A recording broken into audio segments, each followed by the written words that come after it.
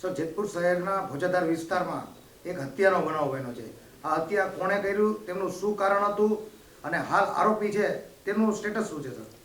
જેતપુરના ભોજાદાર વિસ્તારમાં એક ગોરકી ઉર્ફે રેખાબેન નામની મહિલાની હત્યા નિપજાવવામાં આવેલ હતી, જેમાં પ્રથમ પોલીસને કોઈ ક્લુ ન મળતા એમની આસપાસના જે સગા છે એમની વેરીફાઈ કરતા તેમના પતિ, જે આરોપી તરીકે અત્યારે પ્રસ્થાપિત થયા છે, જે રાકેશ સિંહ ઉર્ફે દિલીપ ફતેહ બહાદુરસિંહ જગત બહાદુરસિંહ, એમને શોધખોળ કરી એમને પકડી અને એમને આ ગુનાના કામે અટક કરવામાં આવેલ હતા.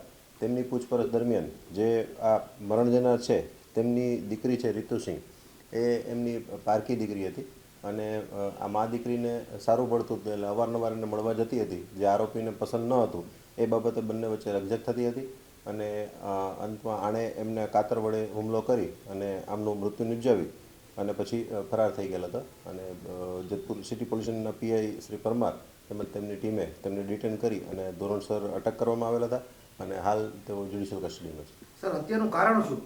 હત્યાનું કારણ એમને જે દીકરી હતી એ આગલા ઘરની હતી, જે મરણ જનારની, એટલે એમને જે એની માં મળવા જતી હતી એ આરોપીને પસંદ ન હતું, એને અવારનવાર ના પાડેલ હતી, તેમ છતાં મળવા જતી હતી. એ બાબતે રકઝક થતાં એમાં ઉશ્કેરાટ આવી જતાં એમણે એમનું મર્ડર કરેલ છે. સાહેબ, આરોપીએ જ્યારે હુમલો કર્યો એમના પત્ની ઉપર, ત્યારે એમની પુત્રી વચ્ચે બચાવ કરતા એમની ઉપર પણ હુમલો કર્યો. હા, એમને શાહિદને પણ આમાં ઈજા થયેલ છે, જે એમની દીકરી છે, જે ફરિયાદી જે રીતુસિંહ, એમને પણ આ કાતર વડે એમને હુમલો, વચ્ચે પડતા હુમલો એમના ઉપર પણ થયેલ છે અને એ બાબતે પણ એફઆઈઆરમાં નોંધ છે.